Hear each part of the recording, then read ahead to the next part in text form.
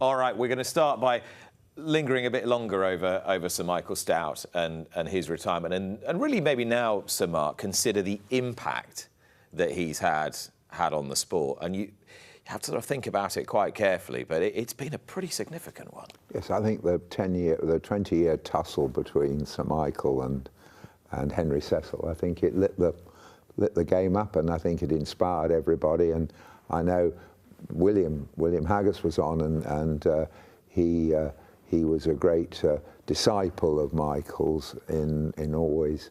They used to go round and have supper with one another, and I think William would. What's it for me to say? But I think William's father was his greatest influence, and probably Sir Michael, and just me as being horrible. But I think but you know, his father and Sir Michael. I think Sir Michael saw in William, you know, the natural follower. And how did he and Cecil contrast, and how did they spur each other on, do you think? I think they were very different characters. Michael was very focused and quiet and difficult to get quotes from, and one thing and another. And Henry was always more flowery, was more outgoing, apparently. And I always thought that Henry disguised behind a rose-sniffing, horse-kissing persona a very driven and tough competitor. Whereas Michael, you know, he was the silent killer, if you like, and they were fantastic trainers, weren't they? 82 Ascot winners or something.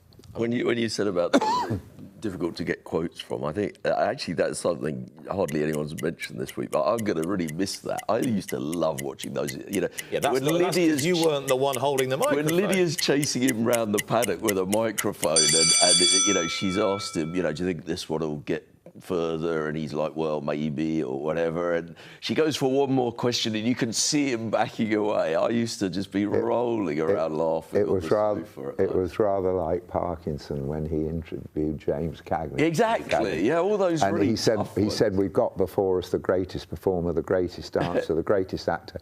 How did you manage it? And Cagney said, no sweat. And I think Sir Michael was a bit the same.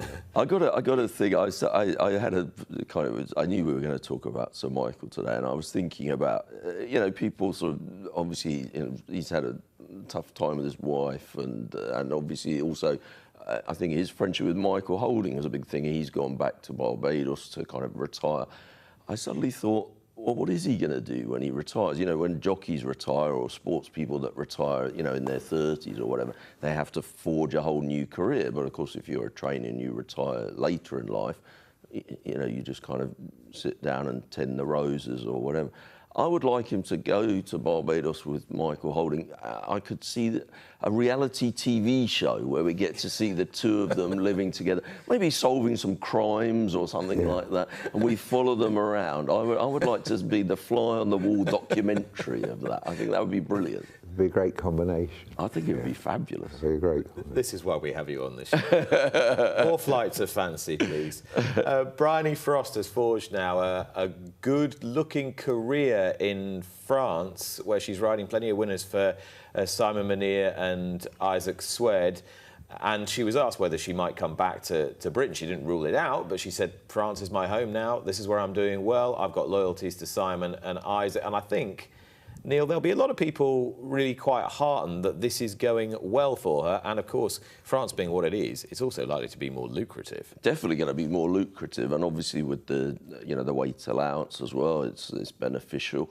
But also, you know, in recent years, I guess, I don't know whether she's kind of slipped down the rankings within the Nicholls yard. You know, Paul Nicholls has been very loyal to her, and I'm sure, you know, he's let her ride some great horses, but she had certain horses she was linked to that are not really around anymore.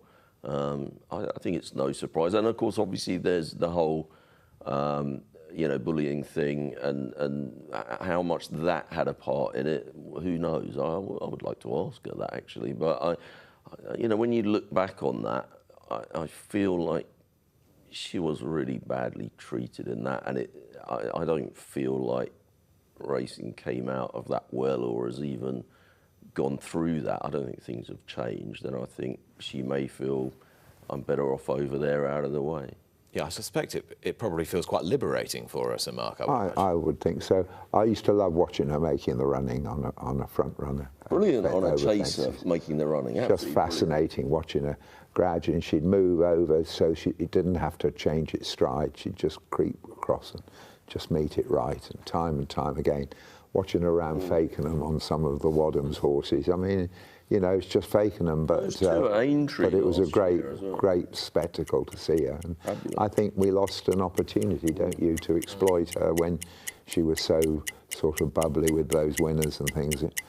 Maybe the racing professionals, it overdid it a bit, but for the ordinary people, I think it was a great loss. I agree. I think it used to annoy me when people said she was, you know, a bit over the top with the post-race stuff. I sort of think, well, you're allowed to be excited. There's room for everything, isn't there? I mean, it's not that bad. There's room for everything, I think, and she added a bit. Well, that's the beauty of horse racing. If everybody was cut from the same cloth and was normal, it would be really boring. Yeah, very few of us are normal over any length of time.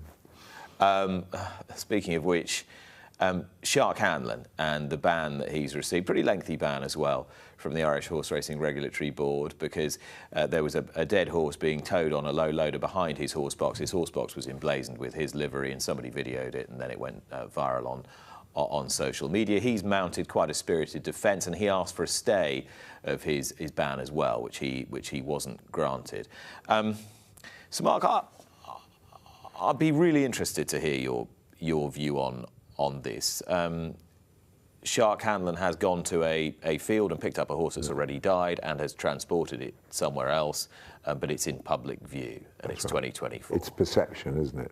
It's not cruelty to horses, it's perception. And the same was the perception with Gordon Elliott. The horse was dead. There was no thought that it had been badly treated. That in the modern day, where people are not exposed to death very often, what would have been perfectly acceptable in farming communities a few years ago now isn't, and we've got to be alert that that's changed. But Shark is one of those wonderful people, isn't he? He's a fantastic asset, a man who can do everything and make everything fun. But at times that was a liability occasion, and when you're a man who takes the horse into the pub and lights up the day for everybody, there's always a risk that perhaps being less aware of modern sensibilities will land him into trouble. But there's no question of him maltreating his horse, and the authorities have got a balance to make sure that we're all aware of what things look like, particularly the people who are not inured to the realities of animal husbandry. The relatively recently elected Prime Minister was at Doncaster yesterday with his wife, Sir Keir and Lady Starmer. Shall I go to the president of the Keir Starmer fan club? I'm not. I feel bad for Keir Starmer that you're on the show. I'm not a fan. I'm asking I'm not a fan of the man. £76,000 is how much Keir Starmer's had in freebies and free tickets to stuff since he's been the leader of the opposition and now the Prime Minister. Never goes to a football match without eating prawn sandwiches and drinking champagne. Never just pays to go in. He has people buying his wife's clothes as well as his own clothes and glasses now. So really, we shouldn't be shocked that he takes a freebie to go to the races. Is it good for racing? So so this is not the way that the Racing Post have written it up this morning, and it's not the way that it was written up the essay, which was, isn't racing lucky to have the Prime Minister there? Don't worry about the Labour government, because this guy's wife loves racing, and we're all going to be fine. Obviously, the flip side of that is to say, of course, you know, it's got to. There was a worry when the government changed colour from, you know, one shade of blue to another, that you know, the racing had lost a lot of its supporters. A lot of the Tory MPs were quite fans of racing, and maybe there aren't so many Labour MPs that are fans of racing. It's got to be a good thing that someone right at the top appears to have an interest in the sport. Of course, that's got to be a good thing. But I think you can overplay it a little bit. I think she's much more into it than he is. You know, we've got a new gambling minister who's in the House of Lords. I think she's made a small pronouncement about the levy reform without really saying anything much. Basically, other than that, there's been no real mention of gambling or affordability, the punishment that racing is taking from that in terms of its finances.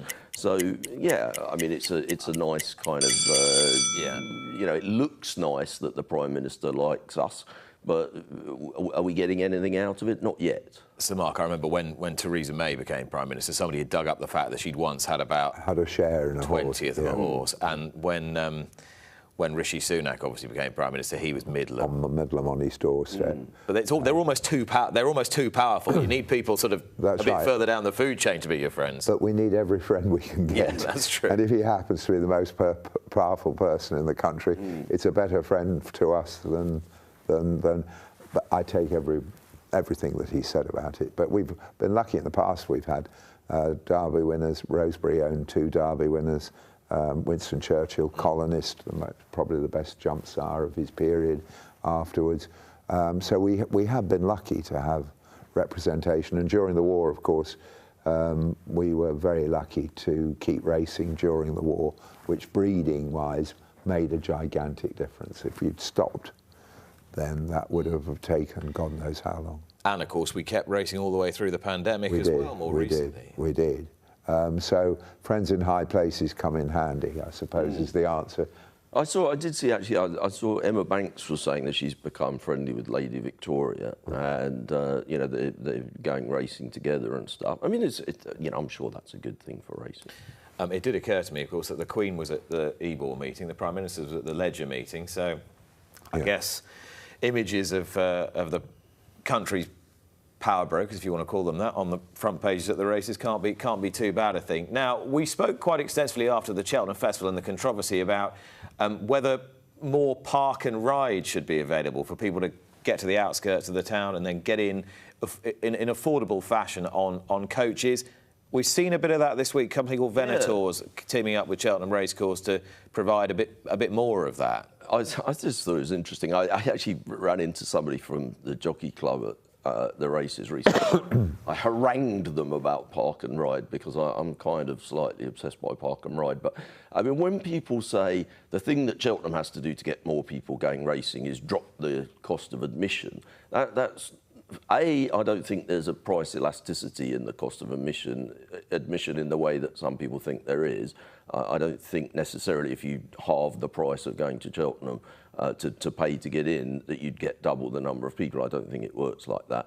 But I think that would obviously cost racing money. It would hit the coffers of racing. If you drop the price of the rail fare to get to Cheltenham and the hotel prices to get to Cheltenham, that doesn't cost racing money. That's good for racing. And one way of doing that is to say to the, you know, to show the rail companies and the local hoteliers in Cheltenham that people do have alternatives. They can go and stay in Worcester, they can go and stay in Oxford, they can go and stay in Bristol and lay on coaches to bring them in. Now that gives people an alternative. The rail companies, it's 70 quid return to get to Cheltenham if you do it on an average Tuesday morning. It's £160 if you do it on the Tuesday of the Supreme.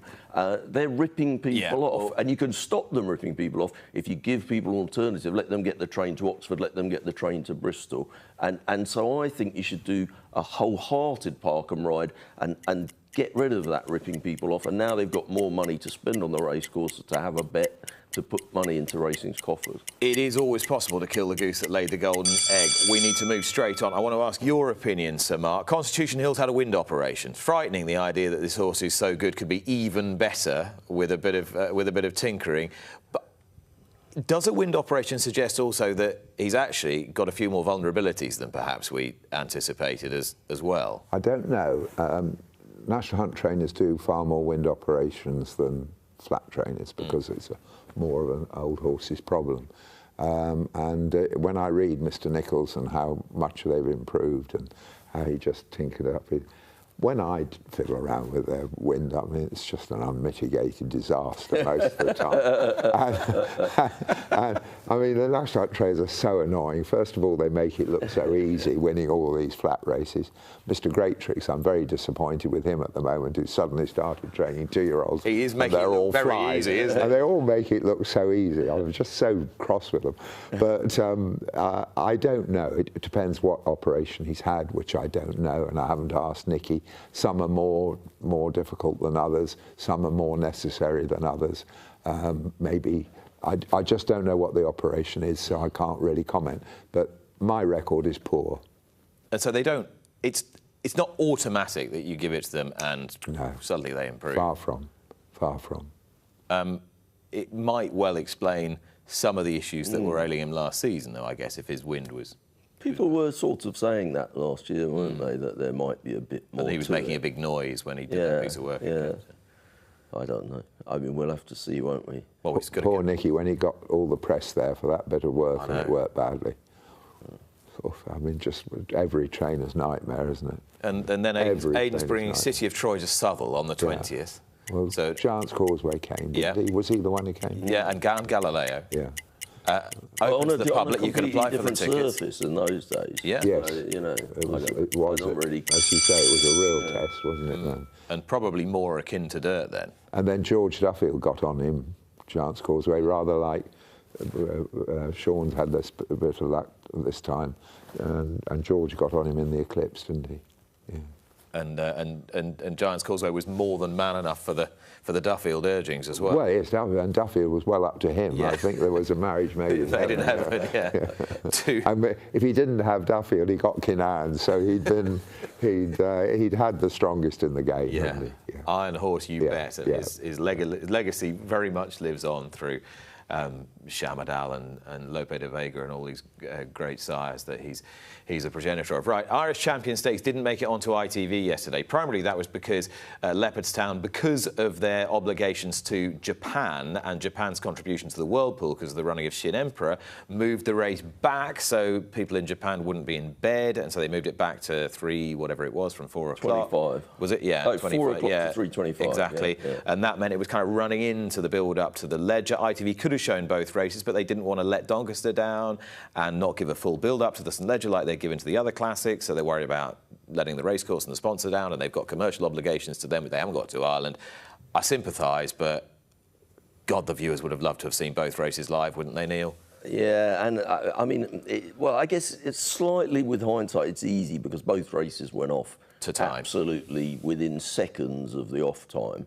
And of course, you only need something to go wrong, a horse bolts or something like that, and suddenly you're tearing your hair out. I can see from that point of view, but I don't know. It's 15 minutes. I mean, how much lead up do you need? And also, obviously, the Ledger. I mean, I'm very happy for Sean Levy. I think he's a great guy. I don't know him, but he seems brilliant. But it wasn't like the best Ledger ever. The Irish Champion was a proper horse race. The racing viewer didn't get to watch the best race on ITV. Which is a shame, Sir Mark, really, isn't it? Yeah, but I can understand. You've explained it very carefully. You're damned if you do and damned if you don't. But I didn't watch on those channels. Did it get shown on ITV at some point, but not live? Yeah, not live. Well, I suppose that was probably the best they could do to keep everybody going. It's one of these typical things where, I've been, witness to similar situations in the past where, as a TV network, you're desperate not to upset your client, I suppose, who is the racecourse and the sport and all the rest of it. But sometimes you're so focused on not annoying anybody that you forget about what the viewers might want. Was it Ladbrokes that sponsored it, and they got very cross? They did, yeah. They didn't really get the coverage they felt they deserved with the Ledger. Yeah, there was a race overran, and they didn't quite get enough of the lead up. But I think Doncaster were a bit aware of that, and ITV were a bit aware of that. Well, the wider point, Sir Mark, surely is these two festivals probably shouldn't be on the same weekend. Well, it does detract, doesn't it, when you saw where all the jockeys were. But what a day's racing, wasn't it? Fabulous day's race. I've had more bets at Doncaster this week than I can remember for a long time. I don't know whether it's maybe the ground's not so desperate as it sometimes Was that a good thing? I was going to say, is that a good sign or a bad sign? It was quite good yesterday. It wasn't quite so clever on Thursday. But, I mean, the festival rattles on, doesn't it? What are we on, day 6 today? It feels like it's gone on It's forever. still going. The legends are out in force They this must be afternoon. having some more jump jockey derbies or something this afternoon. That's a loose description. Jump Jockey's Derby was earlier in the week. Oh, yeah. David Noonan won it. Right, those were this week's talking points.